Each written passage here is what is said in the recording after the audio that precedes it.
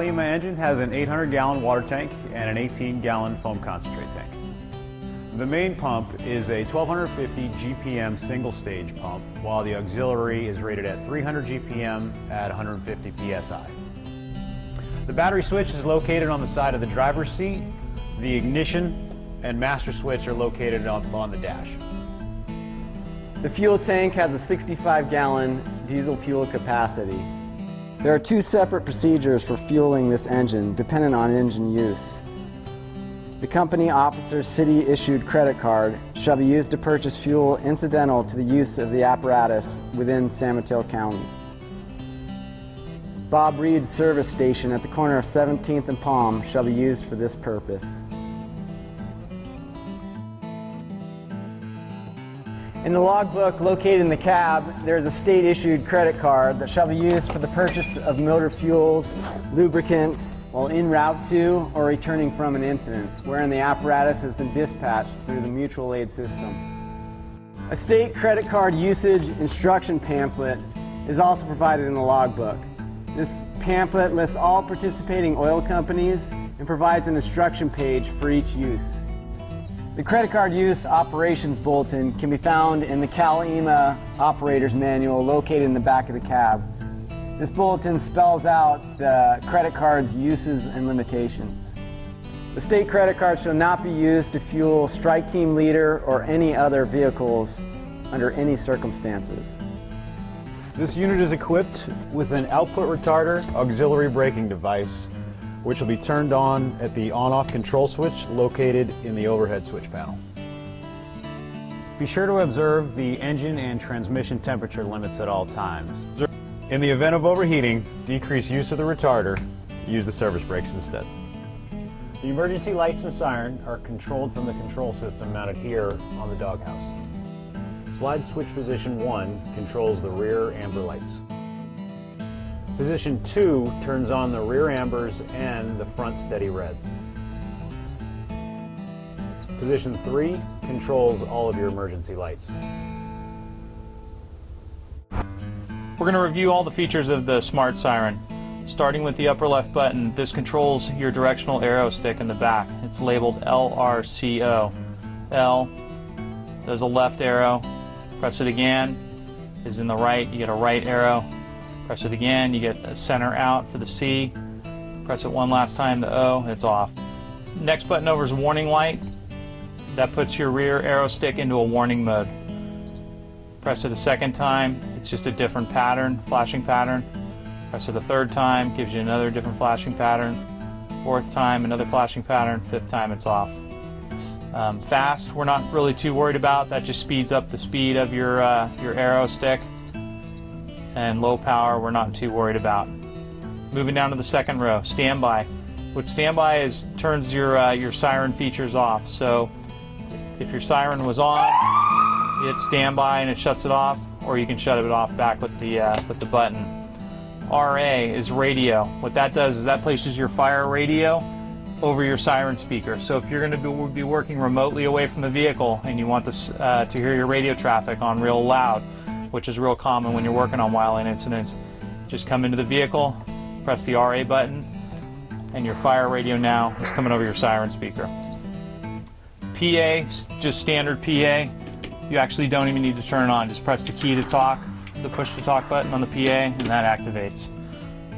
Wail is your siren feature. So you'd be in slide position 3, you hit wail, hit it once to start it, hit it again to stop it. Same thing with yelp.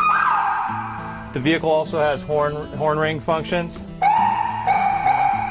so you can use horn ring functions with it as long as you're in the position 3 on the slide switch. Priority, just another different tone, and manual, similar to the horn ring function. AH is air horn. The bottom row switches, there's the floodlight. That's your rear floods, or some of our older vehicles were labeled rear pickup lights. Your left alley, your right alley, fog lights, and your wigwags. If the light is lit, it's cutting out your wigwags. Okay, I'm going to cover the features of the Kenwood radio that's installed inside the Cal-EMA engine. Starting with the power button. There's these up, arrow down. That moves you from bank to bank, and the radio has 3 different banks of channels. Within bank number 1, which we're on right now, is all our local San Mateo County channels. Bank number 2 moves us into surrounding jurisdictions and OES channels. Bank number 3 is all the CAL FIRE build out and stuff like that.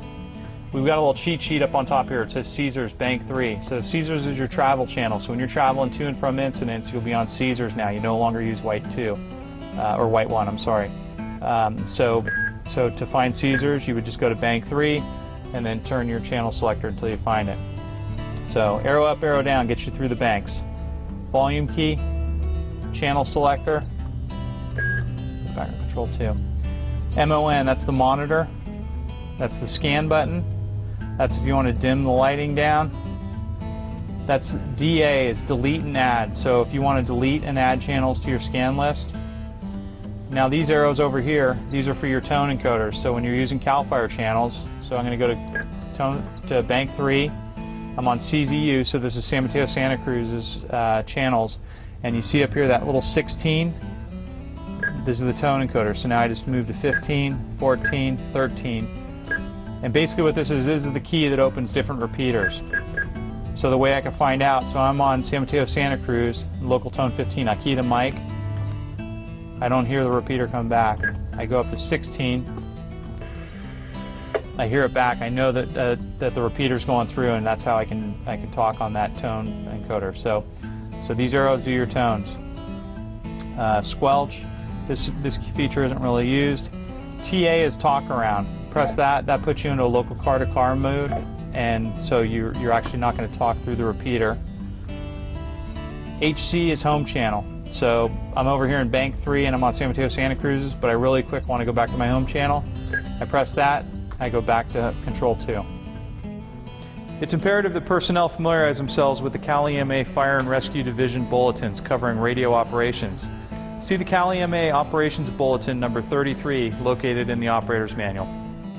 This engine is equipped with a PTO pump with direct plumbing to the water tank, all 1.5-inch lines, and the hose reel.